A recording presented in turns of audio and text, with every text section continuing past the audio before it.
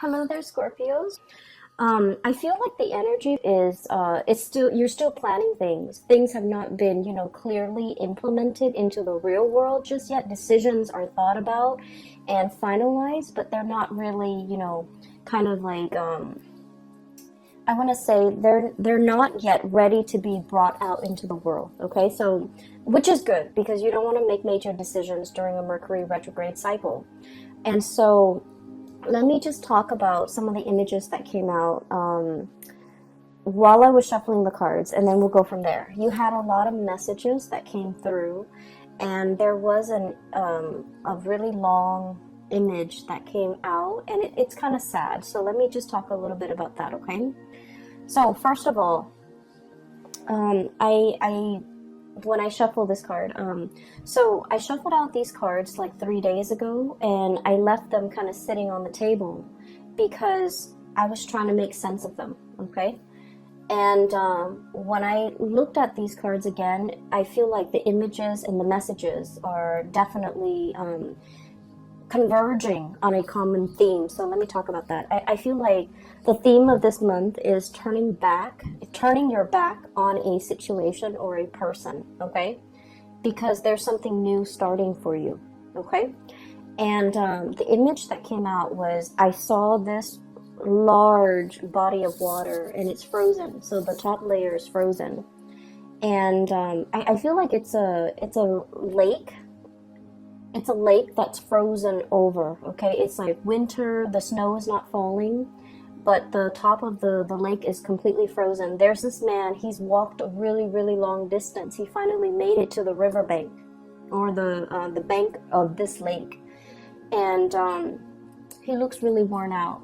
He's wearing like sheepskin, he's cold, he's hungry, he looks just disheveled, like he just looks like completely decimated, okay?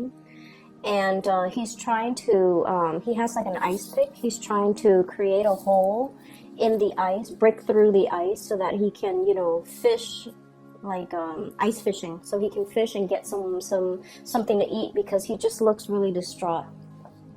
The good news is I honestly don't feel like this man is you, but let me just talk to you about the image first. So he's like really clawing his way, trying to break the ice, okay? And he keeps like trying to claw away at the ice, and the ice, what he didn't realize is that he's standing on the ice, so obviously, it's frozen solid because he's not breaking through it with his body weight, so he's not falling in it. And he's clawing away at the ice, trying to chip away at it with this ice pick. He's frustrated, he's weak and tired, and he's hungry, and he tries to claw and claw and claw at it, but it won't break open. Okay, it just won't break open. And then I just hear him just kind of like crying, okay? I would not want anybody to be in this situation. It's like sheer desperation, exasperation, tired and frustrated and hungry, and it's just like you're feeling, like defeat, okay? Like total utter defeat. So what I'm hearing is I feel like you're the lake. Okay, not giving in, not giving slack, frozen over, meaning that, you have turned very, very icy and cold towards a person or towards a situation in your life. The other person might be trying to claw their way back in, might be, trying to reach out, might be trying to communicate with you. And all they get is this just really thick, icy exterior that's not giving way, that's not reciprocating, that is not in any way helping this person. So I feel like you have somebody in your life that is, in desperation, trying to claw their way back in, trying to reach out, trying to evoke some type of an emotional response from you. But like the icy, surface, it's not having any effect on you. The effort is futile. And I just feel like you've definitely turned your back on a person. For some of you, this is I feel like for some of you, this is a family member. If you've had like an estranged relationship with a family member, especially like a parent, I feel like this might be indicative of a parent where you've had to kind of like shut down your emotions in order to deal with this person, because, you know, Scorpios, you guys feel really, really strongly. You have really deep emotions. And when it comes to people that you care about, people that you love, you know, you feel really, really strongly. And I'm sensing in a way that, you know, you might have helped this person a lot in the past. Okay, they might have drug habits. They might have issues with, you know, just getting their life in order. You've offered advice. You've offered assistance. You've offered so much of yourself to this person. And I feel like they continue to stray. They continue to not take your advice. They continue to make bad decisions. They continue to walk down the wrong path. And you're realizing that you can't enable the situation anymore. You can talk till you're blue in the face. If they don't choose to listen, it's because, you know, they have to go through their own karma. They have to make their own mistakes. They have to learn from hitting rock bottom. Okay, so unfortunately, I feel like this is a situation where time and time again, you've tried to help, you've tried to ease the situation for another person, but now you're standing strong, you're holding firm, and you're not able to give your energy to this person anymore. For others of you, this is definitely an ex. Okay, this is definitely an ex. I feel for some of you, it's somebody who, you know, like, I don't get that sense of vengeance, okay? It's not like, oh, you did this to me, and now I'm closing my doors to you. I don't get that. I just get that you have distanced yourself. Like, the emotions are no longer there. Like, you're no longer in love with this person. And I feel like they're trying to claw their way back in. They're trying to reach out. They're trying to communicate. They're trying to revive, you know, whatever emotions or feelings that you have shared in the past. They're trying in sheer desperation to reconnect, to communicate, to explain themselves, even for some of you, very small minority. And then others, it's just like they're trying to reach out, they're trying to find a friendly face, they're trying to exact sympathy, they're trying to, you know, find warmth, find some support. And I feel like you're just indifferent at this point. And so you're not going to be giving your energy away. And so I definitely see a major eclipsing of somebody out of your life, okay? And the card that really came out very strongly, and I got the same card for Virgo, and the energy is very similar. So if you're dealing with a Virgo, I feel like that might be the case. If you have Virgo strongly aspected in your chart, like your sun, your moon, your rising might be in Virgo, or you have a lot of planets in that house of Virgo, it's 6th house, or even, you know, a lot of placement in Virgo, I feel like this reading might resonate with you. So the card that came out for Virgo that you also received was this really powerful card, okay? This has very strong Egyptian symbology, and when I saw this card, it was just really striking, and it was really powerful. It indicates to me some sort of an eclipse, okay? And I feel like it could be the moon covering the sun, or the earth, the shadow of the earth covering the sun. And the sun indicates a very strong masculine energy. It indicates the self, the ego. And so I feel like for some of you, there is a major male figure that is eclipsed out of your life. Okay? So, and I'm seeing, like, you know, like potentially a brother you try to help, but you can no longer help. A father, you try to, you know, tell them what's like the rightful path to walk towards, and, you know, against their better judgment, they're not able to get there. So you've had to eclipse somebody out of your life. And for some of you, a past relationship partner, somebody who might have been very ego-driven, okay? It's all about me. It was not about the relationship. It was just, they were hanging on to this relationship with you mainly because, you know, it stroked their ego. It made them feel good. Whenever the world has dealt them a blow, they come running back to you. And so I feel like you are turning your back, literally turning your back, eclipsing thing or somebody out of your life, okay? Mainly because you understand that you can no longer give yourself to this situation. And then I also feel what's right underneath it is the Ace of Cups, okay? Once upon a time, there was great love involved in this relationship. And now you're in a position where you can no longer feed into this love. Some of you, the love has run out. And so you're turning your back and you're kind of, they can scratch, they can pick at it. And I feel like you're just not giving any more of your energy. I feel for some of you, this love is eclipsed because there is a new love that is as comparable. The message I'm hearing here is once upon a time, okay? So I feel like there was the beginning, whatever that situation is or whoever that person is in your life, it was a very fairy tale, puppy love, like overly romanticized, overly idealized type of a love where you thought in your naivety, okay? And Scorpios, I say that very loosely because you guys are very realistic.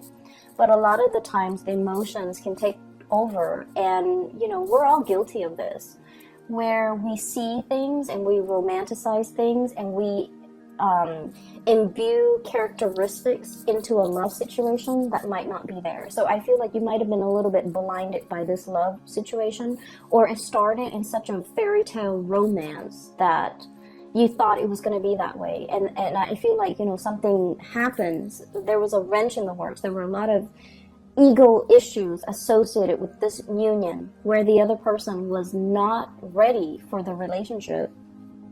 They're not ready for the responsibilities. Even if it's a family situation, they're not ready for the responsibilities. If it's a father, if it's a mother, for example, they were all about themselves. They weren't about being a good parent. If it's a love relationship partner, they were all about me. They weren't about the partnership. So I feel like it was a rude awakening for you. And it took many bouts of disappointment for you to get to this point. And then some of you have found somebody new, okay? The Ace of Cups is about new love. And I feel like for many of you, there is a new love that is just as amazing and fairy tale-like. But I feel like this new love is built on mutual goals, mutual career paths, mutual like expansion.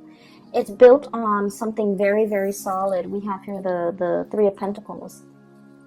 I see this as like communication that is all about self-improvement, okay?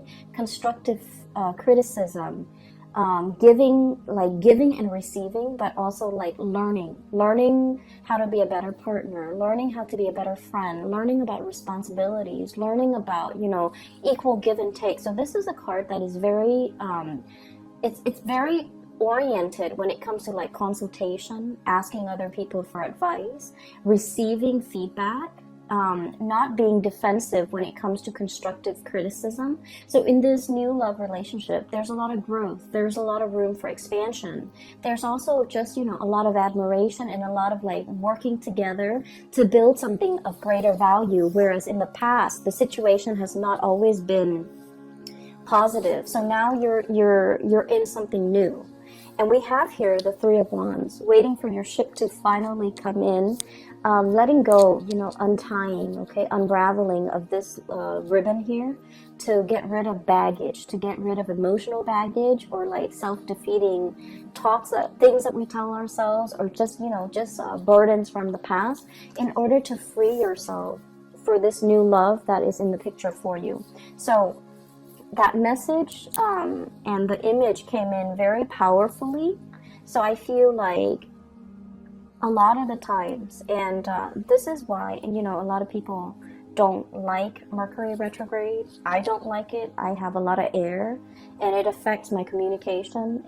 I'm an Aquarius, so it also affects a lot of electronics around me. They malfunction like just left and right. So I don't really enjoy Mercury in retrograde cycles. However, the best insights that I've ever come to terms with, the best, like, you know, long-standing problems that I was not able to solve, the solutions come in during Mercury in retrograde cycles. And things that I thought I could put up with, they kind of implode, and they become very overwhelming. And it's basically a signal for me to let things go. And I feel like you're coming across very similar energies where you weren't really sure which way to go. And this Mercury retrograde cycle pretty much solidifies your decisions, okay? So for example, there was a person, right? You're just like, can we stay friends? Can we get back together? Can we be cordial with one another? I feel like this Mercury retrograde cycle, you're going to start to feel somebody infringing upon your boundaries, somebody overstepping their boundaries with you, somebody telling you what to do, somebody who's not respectful when you say no. No means no, and they're not really respectful of that. So I feel like somebody who's trying really hard to push your buttons, to get your attention, to try to revive something that they used to have with you, and their efforts will become very obvious. The way they go about it will not be pleasant. And I see that you're going to start to realize that, you know what, this is their pattern. This is like a running theme with them. You're going to be able to be you're going to be sensitive to the imbalance in the relationship with them, to the point where you will make up your mind not to tolerate it and eclipse this person from your life, okay? So I definitely see a lot of unraveling, okay? No longer being bound to something and moving ahead to a new love situation, a new environment where it's a lot healthier, it's a lot more about communication, it's a lot more about growth and expansion, and walking towards somebody that is a lot more compatible and a more like you. But the bottom line is, I feel some of you are able to leave the past behind because you have the support of a brand new love, okay? So the first 6 cards are pretty much reinforcing the energy of that image I'm seeing. Okay, so here's the thing. I mentioned this with Taurus, okay? So Taurus is a fellow fixed sign, and this is a common theme when it comes to fixed signs, okay? So Taurus, Leo, Scorpio, and Aquarius, okay? Being a fixed sign basically means that, when we say we're going to do something, even if we're sick, even if we're on our deathbed, we drag ourselves out of bed in order to finish that thing because we promised somebody we would do it. So there's a lot of, I feel like, it's like you're a man of your word. You're a woman of your word. When you say you're going to do something, people will hold you to it. They have a great deal of respect for you, how trustworthy you are, as well as how stable and dependable you are, okay? It's a very strong virtue of a fixed sign. And then the flip side of that, okay, the shadow side of being a fixed sign, especially for you guys, Scorpio, is that you hang on to situations for a little bit too long, okay? You have those pincers, okay, and then you grab onto a situation, even when something is not good for you. Okay, mainly because I feel for you guys, it's that emotional investment, the sunk cost, okay? I've spent this much amount of time on this person. And I feel like a lot of the times, your emotions take over. When you're in love, you love desperately with, your body, your heart, your soul. And it's really hard for you to hold back. When it comes to somebody that you love, you would go to the ends of the earth for the other person, okay? That's how devoted you are.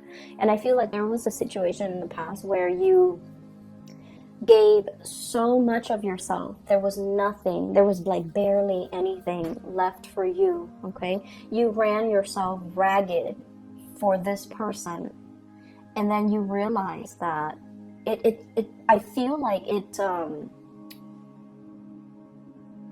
it took something away from you. It was like one of those things where, yes, you can recover from it. You can step away, start your life all over again. But it did something to you. It knocked that sense of naivety from you. It taught you a lot about, loving yourself first. It taught you a lot about, setting healthy boundaries. And it taught you a lot about, really putting yourself first more than anything. Okay, so in this situation, I feel like there's a lot of fears. Okay, so like in this new love situation, everything is very stable. There's great communication. There's great passion, chemistry. But you don't want to play the fool. You're not going to rush into it, with a blindfold on. You're still going to be very methodical. You're still going to give all of yourself to this relationship. And I feel like in the back of your mind, it's always like, when is the other shoe going to drop?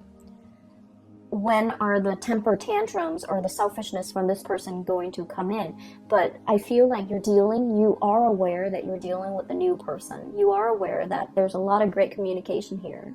You are aware that this situation is very reciprocal, but you're still perpetually, skeptical about the connection. So that's the first thing. I feel like you guys have really strong intuition, but when you're in love, you overlook a lot of things. Okay, so I have here the Magician, sleight of hand. Okay, so the words that come out with this card here is like concealment, okay, distraction, a red herring, somebody creating a distraction to kind of like lead the audience or the viewers to focus on something else that they want to show rather than something else that other people might be curious about. So it's like sleight of hands, the trick, okay? It's like the trickster. Not that you're dealing with somebody like this, but I feel like you are very, very skeptical, and you are also trying to unearth. You are also trying to like figure out information. You're also trying to like you're basically trying to cover yourself so that you don't get hurt. So I do see a situation where you're potentially, you're curious about a lot of things. I also feel like, looking at somebody's social media, I'm also feeling like wanting to access somebody's cell phone, wanting to access somebody's social media, just to see what they're up to. Mainly because I feel like there isn't cause for concern, but I feel like you're curious, okay? And I feel like there was a past situation that left you feeling like I need to, preemptively find out these things just to make sure they're not doing anything. Well, the problem with that is whenever we set out to confirm a negative, so for example, I want to make sure, so just for an example, okay, I'm dating Bob. I want to make sure that Bob is not cheating on me. I'm going to go through his cell phone. I'm going to go through his email. I'm going to go through his, Instagram account just to make sure that he's not talking to another girl. And so I hack into his cell phone, hack into his Instagram, check all of his emails, and then I find nothing, okay? So I'm trying to confirm a negative that he's not cheating on me. And so, I find nothing. When I find nothing, I'm actually very happy. But then 5 and 6 months later, I'm going to do it again. Because we won't stop until we find something positive, right? Like a positive. Oh, he's sending this woman picture. He's sending an email to this other lady. And so I feel like you're very curious. Something is grabbing your attention and you're trying to confirm. You're trying to confirm a negative. And when we try to confirm a negative and we find that negative, we never stop. However, if you have a hunch that, oh, so-and-so is cheating on me, and you find that proof, you're gone, and you will never need to dig into his phone to confirm it again, because you've already found it. So I feel like there's a dicey situation here that some of you might be embarking on, and I just want you to be a little bit careful. If you feel like you don't trust somebody, trust your intuition. But you need to also understand, exactly like, why don't I trust this person? Piece together that entire narrative and that entire story before you jump the gun, okay? Piece together the entire history that you have with this person. And try to figure out, have they ever lied in the past? If they've lied in the past, what's stopping them now? So that might be your answer. On the other hand, it's like, have they ever lied to me? Have they ever done anything deceptive? Have they ever lied to other people? Have they ever cheated? If that history of, lying and cheating has not been there, then you don't really have enough to go by. So I feel like, past history is very indicative of future. And so that might be where you need to look to figure out whether or not you can 100% invest in this person or invest in this situation, because I feel like somebody from the past really left their imprint on you. It's made you very doubtful. It's made you very skeptical. It's made you paranoid. And I also feel like it's made you scared to open yourself up. Okay, it's made you like jaded when it comes to people, and so you're just trying to protect yourself. So I feel like, if there are like hunches and things like that, it's not really stemming from something that is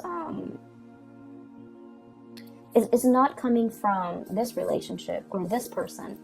I feel like it's the fears and the insecurities that the previous person has caused, okay?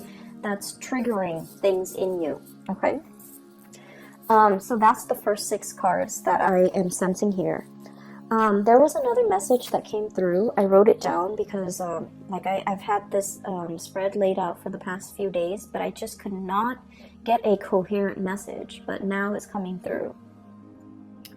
Okay, so what came through is this Emperor. And I'm hearing that Beatles song, and the walrus, but I'm seeing this person, okay? This is a person who is like a person in a position of authority, okay? He's the Emperor. He rules empires. He rules kings. He has a lot of wisdom, he has wisdom, he has experience. He's just really, really good. He's somebody that everybody comes to for advice, for guidance, for answers, okay? However, I was looking at this card, and then the message that I'm hearing is the sun is setting on his reign. The sun is setting on this empire, meaning it's going away. The power, the prestige, the heyday, the glory, I feel like it's fading, okay? I feel like you're looking at a person and you're dealing with a person who once upon a time was very, very powerful, and you're seeing them for the very first time, and I feel almost like they're trying so hard to like hold onto and grip onto that youth, what used to be, memories of the past, and they're not able to let go. And I feel like they're stubbornly clinging onto it and not being able to, accept that the times have changed, accept that things are different now. I also feel like you're dealing with somebody who's very, very resistant to change, but also specifically technological change. Okay, so like somebody who like is very anti, computer, for example. Okay, they're not very technologically savvy. They refuse to learn. Even though it'll make their work so much easier, it'll make their life so much easier, they refuse to learn. And I feel like they're so deeply ingrained in the past that they're refusing to do anything differently. So you're dealing with someone who is extremely stubborn. It's like my way or the highway. And you're trying to help, you're trying to ease the situation, and you love this person, you care about this person, so you're just like, here's a better way to do it, but they will not listen. So you're butting heads, I feel, with someone who's very, very, very stubborn. And I feel like what would be really helpful what will be really helpful if you're ever frustrated is to kind of like look at this person like one of your parents, okay? What do you love about your parents? You know, they're definitely from a different generation.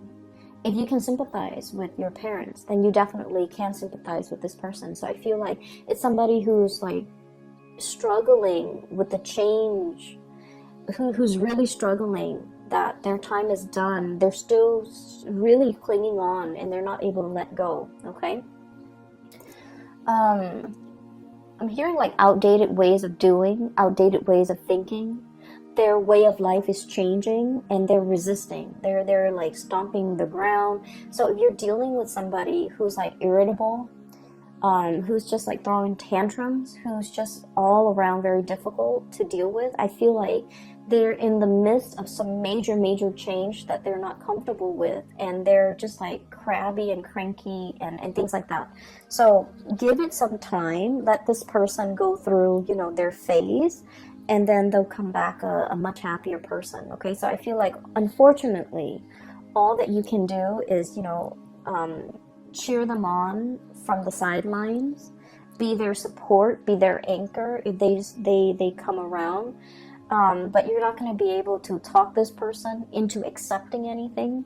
You're not going to be able to help this person, okay?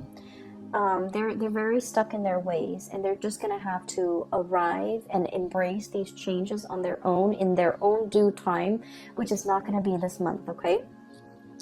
The other thing that did come out as well is I have here the Two of Wands and the Three of Pentacles, and there was a message connecting these two cards, okay? So when I was doing the reading for the other signs, the symbols that came out, well, not so much the symbol, the colors, okay? The green indicates to me like wealth and prosperity and finances, okay? And the pentacles, when it's linked up with this kind of like blue ribbon, violet blue ribbon, it indicates to me like connections, like communication and connection. So the way the cards are depicted, I'm getting different messages than I would normally would with a standard Rider-Waite deck. So with this Two of Wands, I feel like the Two of Wands is usually a very, it's like a very clear cut, straightforward type of a decision. In the traditional Rider-Waite deck, it's the man on the ivory tower. He's holding a globe in one hand and a wand in the other. So it's more like, should I stay or should I go?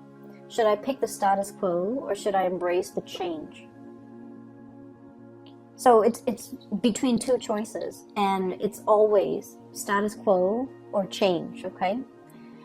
And there's definitely a major financial decision that you're contemplating, okay? It's major.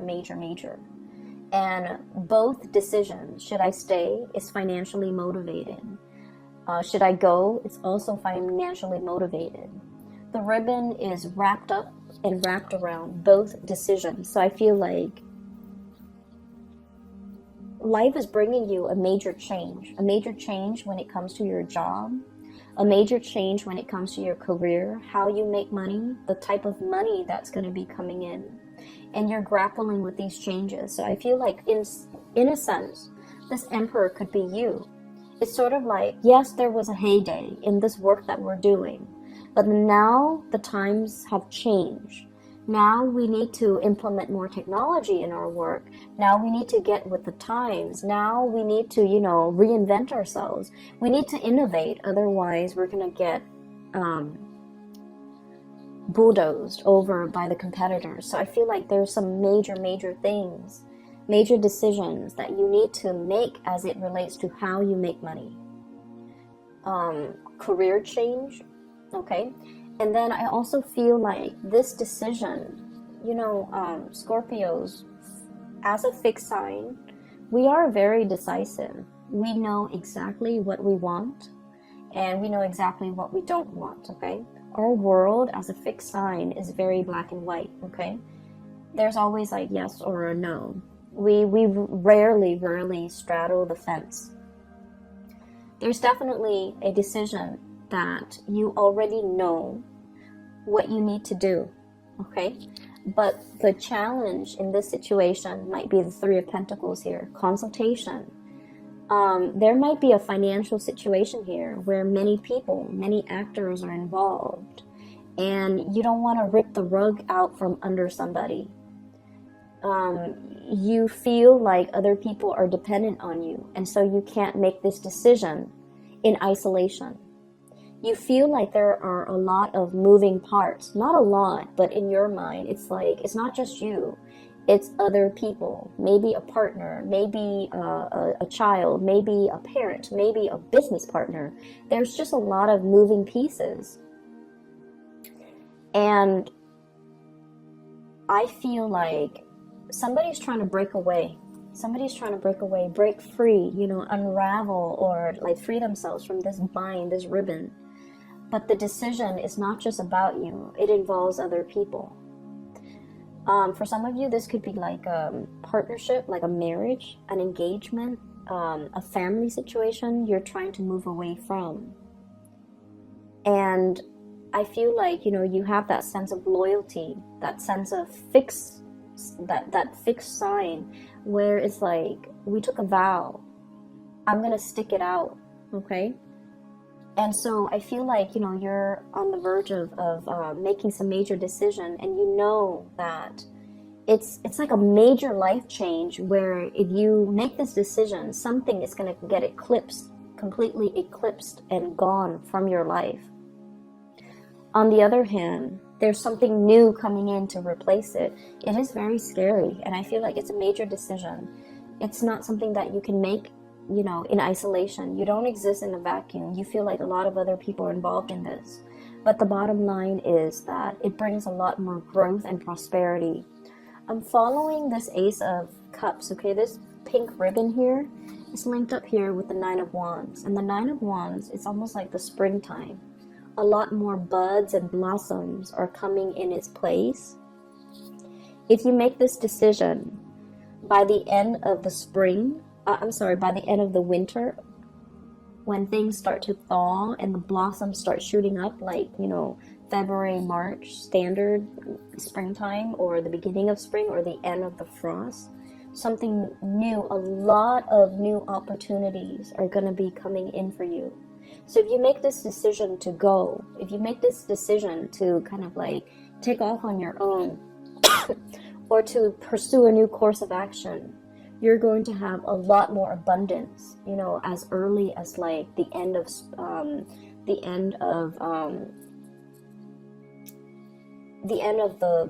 the winter time. So like March and April and things like that. Okay, so I'm sensing here some major change that you are embarking upon, and I definitely see resistance from your end. Okay, that might be why I was not able to do this reading like 3 days ago, but I feel like the opportunities are there and you are definitely aware of it. Okay, I feel like you might have a lot of people in your environment who are very status quo oriented, and they're feeding you a lot of fears. Naysayers. People who lack imagination. They're just like, no, you stay here. This is safe. This is something that we have always known. We have always done this in the past in the same way. You haven't been dealing with a lot of mavericks, trailblazers, people who think outside the box, or even the creative types, or the inventors. And I feel like, you know, you have dealt with these safe naysayers for a really long time. And, you know, you care about them. You have an emotional connection to them. But now you're in a phase where you're dealing with a lot more like people who think outside the box, more creative types. And so your worldview is changing. You're leaning towards more risk-taking, eccentricities, I'm sensing, in a good way. And then also you're leaning towards, you know, realizing your potential pretty much, because, you know, it's safe over here, but it's very exciting over there. It's not just the excitement. It's just these are trailblazers. These are people who know exactly what they're doing. These are people who think outside the box. They break out of the norms. They take risks, and they have major rewards, okay? And so You're looking at your former self. The resistance to change, stick in the mud, is also what I'm feeling. And you're just like, the sun is setting on this empire, this way of doing, this way of life. I need to recognize that, okay? The high priestess is a self-knowing, okay? It's the intuition. I'm literally hearing, you know, animals, like, they're the first responders in a natural disasters, right? So, like, if there is a lot of rain coming, even before the raindrops, even before the rainfall, you start to see animals scurrying back into their shelter. You start to see ants and insects finding their way to higher elevation. It's because they're very in tune with the universe and they live so close to the ground. They're aware of all the rumblings in the ground. Okay, so I'm feeling like this cat, it's he or she has a little crescent moon here. Okay, so this is somebody who's very sensitive to spiritual energy, to changes, to currents, to electromagnetic currents. It's somebody who is definitely aware that change is coming. And they're trying to figure out, you know, I need to run for shelter, or I need to do something different, or I need to implement these changes. And I feel like, Scorpio, this is not a big, I'm sorry, this is not a small decision. It's not about, like, you know, what am I going to eat the next day? Where am I going to go this weekend? This is major, major life-changing decisions that you need to make. And you've been dealing with, you know, the people who take the safe route. And you've been dealing with, like, you know, people who stand in their place. They don't really move anywhere. They're not the movers and the shakers. They just, you know, they're very status quo oriented. And then you are meeting a lot of mavericks, a lot of trailblazers, a lot of successful people. And the main thing that you're noticing is that these people over here, they take risks. Okay? And so this is really exciting and thrilling for you. And so you want to emulate this success. And you're trying to, you know, get yourself from here to here. And I feel that it's bringing up a lot of anxiety. It's making you very nervous. So you're making some major big decisions. And November, don't make a decision, okay? Because we are in that Mercury retrograde period where these things are really fun and exciting to think about. But don't jump the gun. I see that you're very scared, but you don't need to make this decision right now, okay? And I feel like, you know, you already know what you want to do. I'm already picking up that, you know, your soul already wants something and you're going to go towards it. And I see that you're moving towards this risk-taking. And I want to say that it's going to pan out really well, okay? 3 of Cups, celebratory energy, okay? So we're starting here with the Ace of Cups to the 3 of Cups, union, having somebody by your side. But also, this is a card about, you know, expanding your social circle, being around like-minded people, being around people who inspire you, being around people who are on your same level, who are on the same page, who get you, okay? So this is like finding that community of people where you can let your defenses down, where you can let, you know, the communication, the energy just start to grow. So I feel like you're in a very good position and you already have made up your mind. You're going to move in this direction. And I just feel like it's just a matter of when. But right now, you're trying to come to terms with the fact that I have to close some doors. I have to eclipse some people out of my life in order to, before I can move ahead with this change. So take all the time that you need. I would say start doing it in December. Okay, take all the time that you need in November to mull it over, to make sure that you are totally clear with this decision. I do not recommend letting people from the past come back in. Okay, if you must experience it one more time, please do. But what you will start to see is they're not on your wavelength anymore. You have outgrown that situation, okay? You're going to start to see that, all right? I'm going to leave it at that. Scorpios, and I will be back for the December reading, okay? Happy birthday, take care of yourself, and I'll talk to you soon.